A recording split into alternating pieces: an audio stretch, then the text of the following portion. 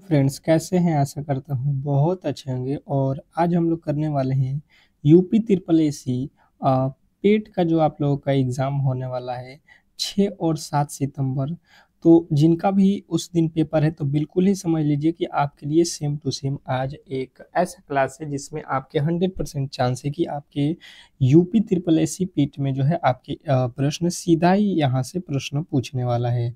तो 6 और 7 को जो है आप लोगों का एग्ज़ाम होगा सितंबर में। आज से लमसम आपके पास 25 से 30 दिन का समय बचा हुआ है। तो बेहतर तरीके से यदि आप इस बार जो है सिलेक्शन लेना चाहते हैं, इसमें जो है क्वालिफाई करना चाहते हैं, तो बिल्कुल ही आप लोगों के लिए सुनहरा मौका है। अगर आप जो भी आप लोगों के 25 से 30 दिन है और डेली ही आपकी क्लासेज जो है, जैसा कि आपको मालूम है कि दोपहर में जो है 12 जो है पीएम पे होता है। तो यदि आप इस क्लास को डेली ही करते हैं तो 100% चांस है कि आपके सिलेक्शन इस बार हो जाएगा यूपी में कहीं ना कहीं। तो आप जो है इस बार डेली ही क्लास कीजिए और बेहतर तरीके से अपने तैयारी में लगिए। और आपको जो है फ्री में जो है डेली क्लासेज किया जाएगा और इसके पीडीएफ भी आपको फ्री में मिल जाएगा। पीडीएफ भी आपको फ्री में मिल जाएगा। तो जिसको भी पीडीएफ चाहिए तो आप लोग जो है यहाँ पे व्हाट्सएप नंबर दिख रहा है, ठीक है, यहाँ पे आप लोग मैसेज कर लेना। आपको जो है पीडीएफ फ्री में ये मिल जाएगा। क्लास का पीडीएफ है, आपके रिवीजन के लिए बहुत महत्वपूर्ण होगा, तो ये जरूर ही ले लेना और बेहतर तरीके से तैयारी करते रहना, ठीक है। अब चलिएगा यहाँ पे फटाफट से प्रश्नों को स्टार्ट करते हैं। और आपके लिए हम लोग इतना बेहतर कंटेंट दे रहे हैं, वो भी फ्री में, आपके सारे के सारे चीज़ फ्री मिल रहा है। तो आप लोग जो है वीडियो को लाइक कीजिएगा और चैनल पे नए आए हैं तो चैनल को सब्सक्राइब भी कर लीजिएगा। जो भी मेरे दोस्त इस क्लास को देख रहे हैं बिल्कुल चैनल को सब्सक्राइब करके नोटिफिकेशन ऑन कर लीजिएगा। पहला प्रश्न आपसे पूछा गया है कि सिंधु घाटी सभ्यता में धनुषाकर किलेबंदी किलेबंदी किस जो है स्थल से प्राप्त हुई, बताइएगा। पहले नंबर प्रश्न के जो है राइट उत्तर क्या होने वाला है? तो जिनका भी उत्तर आ रहा है धोलावीरा, बिल्कुल राइट उत्तर हो जाएगा ऑप्शन नंबर ए धोलावीरा। नेक्स्ट प्रश्न की ओर चलेंगे और अगला प्रश्न आपके सामने है। कह रहा है आपका अगला प्रश्न कि सिंधु घाटी सभ्यता का प्रमुख बंदरगाह कौन सा था? सिंधु घाटी सभ्यता का जो है प्रमुख बंदरगाह आप लोगों से पूछा जाए तो क्वेश्चन नंबर दूसरे का जो है अगर उत्तर मालूम है तो बिल्कुल ही आप मेरे से पहले जो है बताते चलेंगे। यहाँ पे एक आपका टेस्ट भी होता रहेगा। बिल्कुल, बहुत अच्छा, बहुत बेहतरीन। क्वेश्चन नंबर दूसरे का जिन्होंने भी उत्तर यहाँ पे बताया हुआ है लोथल, बिल्कुल राइट उत्तर है। आपके पूरे के पूरे जो है सब्जेक्ट के यहाँ पे प्रश्न मिलेंगे। मैथ भी मिलेगा, यूपी जीके मिलेगा, आपके जीके मिलेगा, आपके जो है हिंदी मिलेगा। तो आपको कहीं पर भी जाने की कोई आवश्यकता नहीं पड़ेगा, ठीक है। कह रहा है कि वेदों की रचना किस भाषा में की गई थी? वेदों की रचना किस भाषा में की गई थी बताने की कोशिश करेंगे। वेदों की रचना किस भाषा में की गई थी बताने की कोशिश करेंगे। क्वेश्चन नंबर 3, क्वेश्चन नंबर 3 का जो है राइट उत्तर क्या होने वाला है? तो जिनका भी उत्तर आ रहा है संस्कृत, बिल्कुल राइट उत्तर हो जाएगा ऑप्शन नंबर सी। संस्कृत जो है आपके बिल्कुल राइट उत्तर है। नेक्स्ट प्रश्न कह रहा है यहाँ पे कि पुरुष सूक्त किस वेद में है? पुरुष सूक्ति किस वेद में है? पुरुष सूक्त किस वेद में है ये आपको बताना है। क्वेश्चन नंबर चौथे का जो है राइट उत्तर जिन्होंने भी बताया है कि ऋग्वेद में है, ऑप्शन नंबर डी बिल्कुल राइट उत्तर होगा, ठीक है। नेक्स्ट प्रश्न, अगले प्रश्न की ओर चलेंगे और अगला प्रश्न कह रहा है कि गौतम बुद्ध का जो है जन्म कहाँ हुआ था? वेरी वेरी इंपॉर्टेंट जो प्रश्न कहे जाते हैं, जो आपके एग्जाम हॉल में बार बार पूछा गया प्रश्न है, इन्हीं को मैंने पहले यहाँ पे छांट छांट के कराना स्टार्ट किया है। ये आपका क्लास आज जो है आपका तीसरा हो रहा है, ठीक है। और बिल्कुल ही आप डेली क्लास में आएंगे तो बेहतर तरीके से आप इन प्रश्नों को सॉल्व कर सकते हैं। तो पांचवे का जो है लुम्बिनी आपका बिल्कुल राइट उत्तर हो जाएगा ऑप्शन नंबर बी। नेक्स्ट प्रश्न की ओर चलेंगे और अगला प्रश्न कह रहा है कि गौतम बुद्ध ने अपना पहला उपदेश कहाँ दिया था? गौतम बुद्ध ने अपना पहला उपदेश कहाँ दिया था बताने की कोशिश करेंगे। क्वेश्चन नंबर छठे का जो है राइट उत्तर क्या होने वाला है? क्वेश्चन नंबर 6 का जो है राइट उत्तर जिन्होंने बताया है सारनाथ, बिल्कुल राइट उत्तर हो जाएगा ऑप्शन नंबर सी। नेक्स्ट प्रश्न की ओर चलेंगे और अगला प्रश्न कह रहा है कि बुद्ध ने महापरिनिर्वाण कहाँ प्राप्त किया किया था। क्लास को आप लोग शेयर नहीं कर रहे हो यार, क्लास को थोड़ा सा शेयर कर दो और वीडियो को लाइक कर दो, क्योंकि आपके लिए ये पूरे के पूरे जो है क्लास से ही फ्री रहेगा आपके एग्ज़ाम तक, ठीक है। और बेहतर तरीके से आपको जो है इस बार सिलेक्शन लेना है, तो आपका राइट उत्तर बनेगा Kushinagar, option number C. Next प्रश्न की ओर चलेंगे और अगला प्रश्न कह रहा है कि जैन धर्म के 24वें तीर्थक कौन थे। जैन धर्म के 24वें तीर्थकर कौन थे, बताने की कोशिश करेंगे सभी लोग कि जो है आपके जैन धर्म के 24वें तीर्थक कौन थे। 8वें नंबर प्रश्न का जो है राइट उत्तर हो जाएगा महावीर। ऑप्शन नंबर जो है आपका बी जो है बिल्कुल राइट उत्तर हो जाएगा। नेक्स्ट प्रश्न की ओर चलेंगे और अगला प्रश्न आपसे पूछा गया है कि महावीर का जो है जन्म कहाँ हुआ था। महावीर का जो है जन्म कहाँ हुआ था, बताने की कोशिश करेंगे सभी लोग। महावीर का जो जन्म है वो कहाँ हुआ था। 9वें नंबर क्वेश्चन के जो राइट उत्तर है आपके आने चाहिए कि महावीर का जो है जन्म कहाँ हुआ था, तो कुंडग्राम जो है आप लोगों को बताना है, ऑप्शन नंबर सी कुंडग्राम में हुआ था, ठीक है। कुंडग्राम आपका ऑप्शन नंबर जो है सी बिल्कुल राइट उत्तर है। नेक्स्ट प्रश्न की ओर चलेंगे और अगला प्रश्न कह रहा है कि महावीर ने उपदेश किस भाषा में दिए। महावीर ने उपदेश जो है किस भाषा में अपना दिए थे, ये आप लोगों से प्रश्न पूछना चाह रहा है, बताने की कोशिश करेंगे सभी लोग। क्वेश्चन नंबर 10वें पे हम लोग आ चुके हैं, बिल्कुल फटाफट से प्रश्नों को कर रहे हैं, केवल जो है आप लोगों के उत्तर यहाँ पे आने चाहिए फटाफट से। तो प्राकृति में दिए थे, प्राकृत में ऑप्शन नंबर सी जो है आपको बताना है कि महावीर ने अपना उपदेश प्राकृत जो है भाषा में दिए थे। नेक्स्ट प्रश्न कह रहा है यहाँ पे कि मौर्य वंश का जो है संस्थापक कौन था। मौर्य वंश का संस्थापक, ये बहुत बार आपके एग्जाम हॉल में पूछा गया प्रश्न है कि मौर्य वंश के जो है संस्थापक कौन है, बताने की कोशिश करेंगे कि मौर्य वंश के संस्थापक जो है कौन है। ये तो सभी लोग बताएंगे, चंद्रगुप्त मौर्य। ऑप्शन नंबर ए जो है आपके बिल्कुल राइट उत्तर है। नेक्स्ट प्रश्न कह रहा है कि सम्राट अशोक ने किस युद्ध के बाद बौद्ध धर्म अपनाया था। सम्राट अशोक ने किस युद्ध के बाद बौद्ध धर्म अपनाया था, ये आप लोगों से पूछा गया है। वेरी वेरी इंपॉर्टेंट प्रश्न है, बताने की कोशिश करेंगे सभी लोग। सभी लोग बताएंगे यहाँ पे कि ये कलिंग के युद्ध के बाद जो है, कलिंग के युद्ध के बाद बौद्ध ने जो है अशोक ने जो है बौद्ध धर्म को जो है अपना लिया था। नेक्स्ट प्रश्न की ओर चलेंगे और अगला प्रश्न आपके सामने है कि सम्राट अशोक के अभिलेख किस लिपि में है। सम्राट अशोक के अभिलेख किस लिपि में है, बताने की कोशिश करेंगे, बताने की कोशिश करेंगे सभी लोग। सम्राट अशोक के अभिलेख किस लिपि में है, तो आपको याद रखना है ब्रह्म लिपि। ऑप्शन नंबर बी के साथ आपको जाना है, और जिन्होंने भी बी को बताया है उनका बिल्कुल 100% सही उत्तर है, इसमें किसी तरीके की डाउट नहीं होना चाहिए। अगला प्रश्न कह रहा है कि समुद्रगुप्त को किस उपाधि से नवाजा गया था। समुद्रगुप्त को किस उपाधि से नवाजा गया था, बताने की कोशिश करेंगे सभी लोग। सभी लोग बताएंगे यहाँ पे क्वेश्चन नंबर 14 का जो है राइट उत्तर क्या होने वाला है। तो जिनका भी उत्तर आ रहा है भारतीय नेपोलियन, बिल्कुल राइट उत्तर हो जाएगा कि समुद्रगुप्त को जो है भारतीय नेपोलियन की उपाधि से जो है नवाजा गया था, ऑप्शन नंबर बी। नेक्स्ट प्रश्न की ओर चलेंगे और अगला प्रश्न कह रहा है इलाहाबाद स्तंभ लेख किसके बारे में जो है जानकारी देता है। इलाहाबाद स्तंभ लेख किसके बारे में जानकारी देता है, बताने की कोशिश करेंगे सभी लोग। क्वेश्चन नंबर 15 के जो है राइट उत्तर आपके यहाँ पे आने चाहिए। क्वेश्चन नंबर 15 के जो है राइट उत्तर क्या हो रहा है, बताने की कोशिश करेंगे, तो सबका उत्तर आएगा समुद्रगुप्त, ऑप्शन नंबर सी। और यदि आपने सी को चुना है तो बिल्कुल राइट उत्तर है। नेक्स्ट प्रश्न कह रहा है कि गुप्त वंश का जो है सबसे प्रसिद्ध जो है शासक कौन था। गुप्त वंश का जो है सबसे प्रसिद्ध शासक कौन था, बताने की कोशिश करेंगे। फटाफट से आपके चारों ऑप्शन यहाँ पे दिए गए हैं, आप पढ़ते रहिए, ठीक है। गुप्त वंश के सबसे प्रसिद्ध जो शासक थे वो आपको बताना है कि चंद्रगुप्त द्वितीय था। कौन था? चंद्रगुप्त द्वितीय। नेक्स्ट प्रश्न की ओर चलेंगे और अगला प्रश्न कह रहा है कि चंद्रगुप्त द्वितीय को किस नाम से भी जाना जाता है। चंद्रगुप्त द्वितीय को किस नाम से जो है जाना जाता है, ये आप लोगों से प्रश्न पूछना चाह रहा है, बताने की कोशिश करेंगे सभी लोग।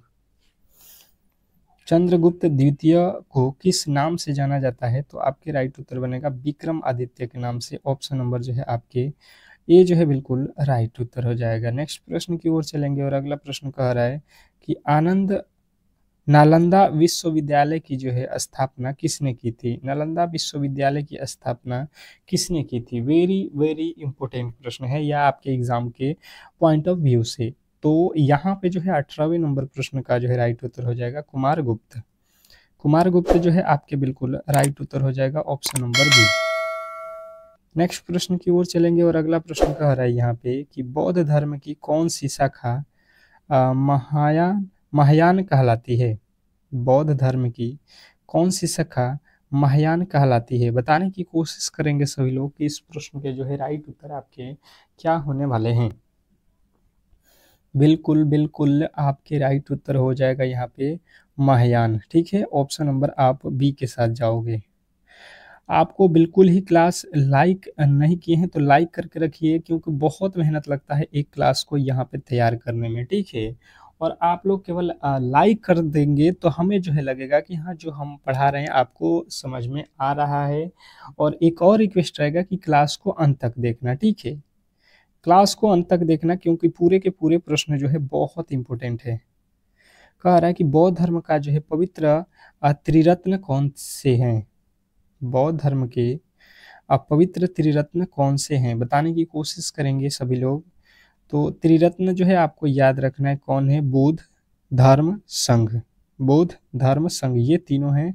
ऑप्शन नंबर ए जो है आपके बिल्कुल राइट उत्तर हो जाएगा। नेक्स्ट प्रश्न कह रहा है कि हर्षवर्धन की राजधानी कहाँ थी। हर्षवर्धन की राजधानी आपसे पूछ लिया है, बताने की कोशिश करेंगे।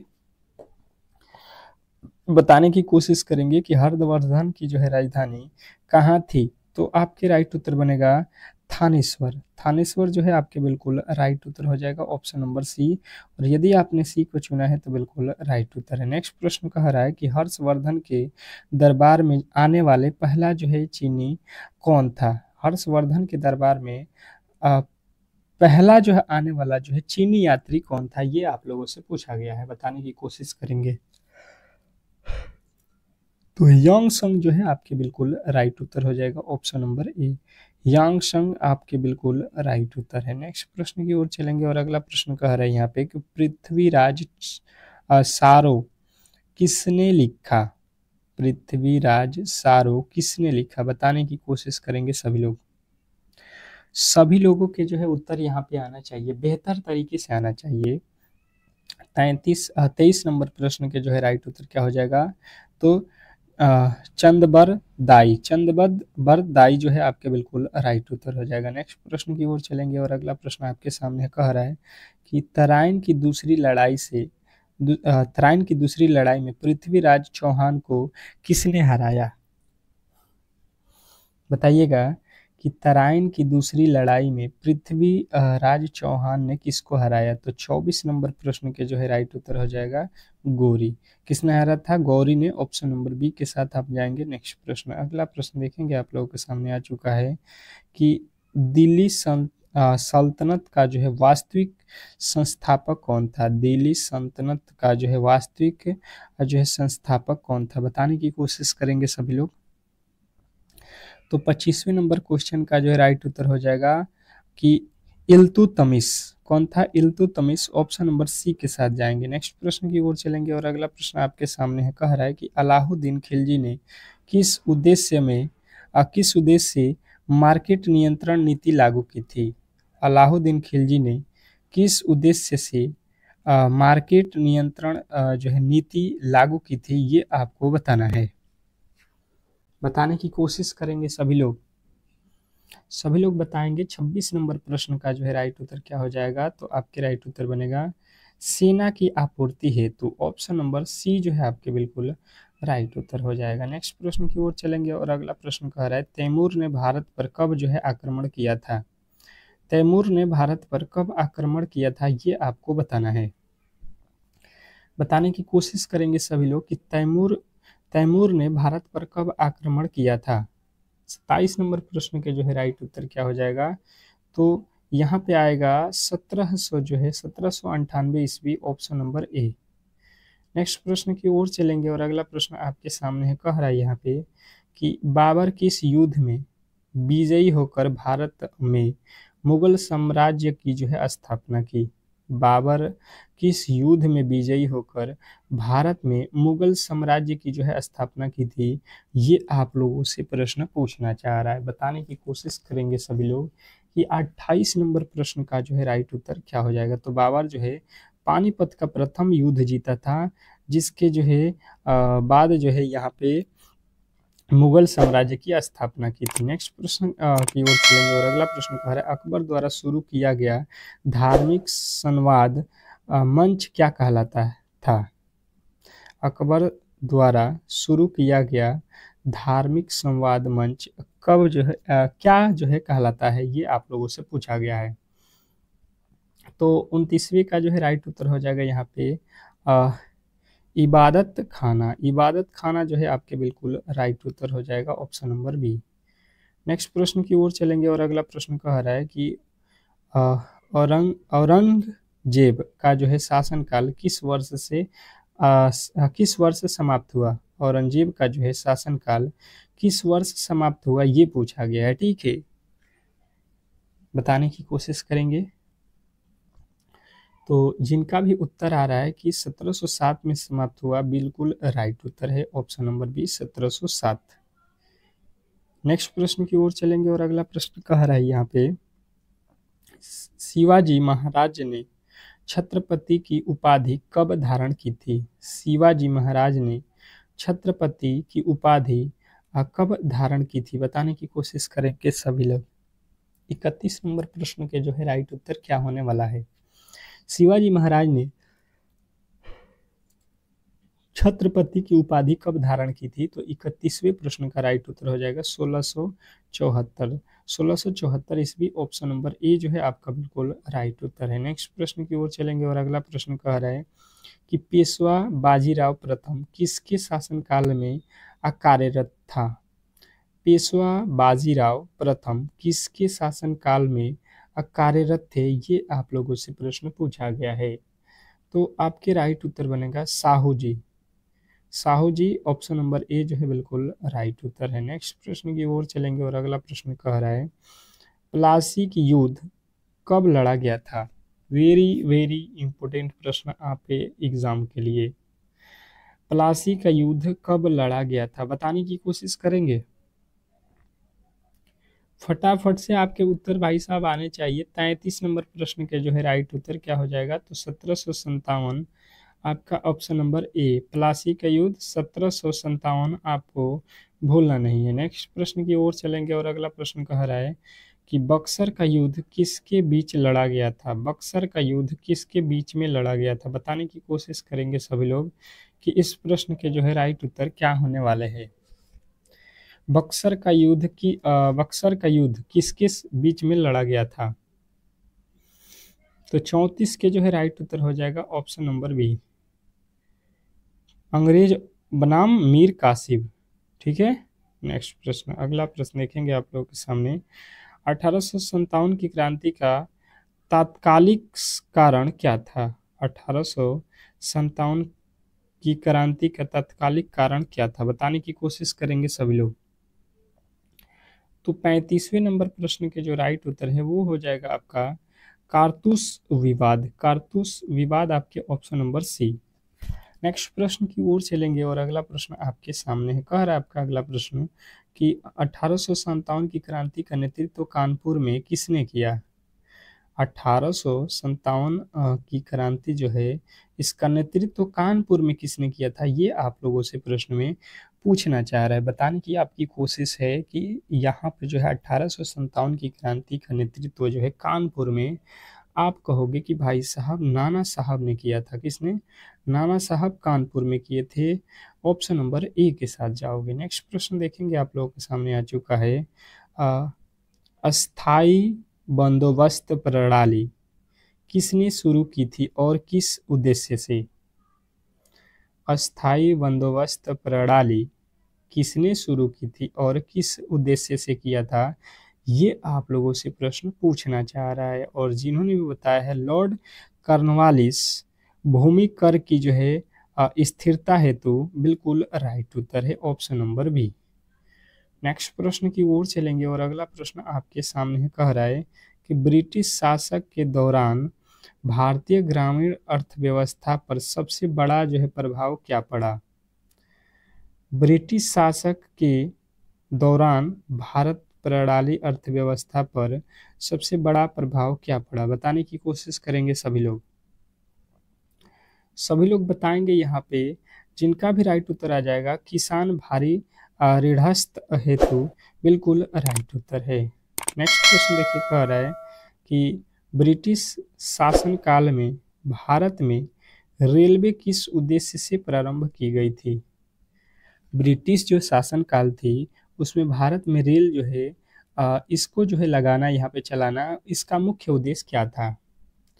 तो आपको बताना है कि ब्रिटिश व्यापार एवं सेना की जो है सुविधाएं हैं, तो यहाँ पे व्यापार करने के लिए और सेना की सुविधा के लिए यहाँ पे लगाया गया था रेल।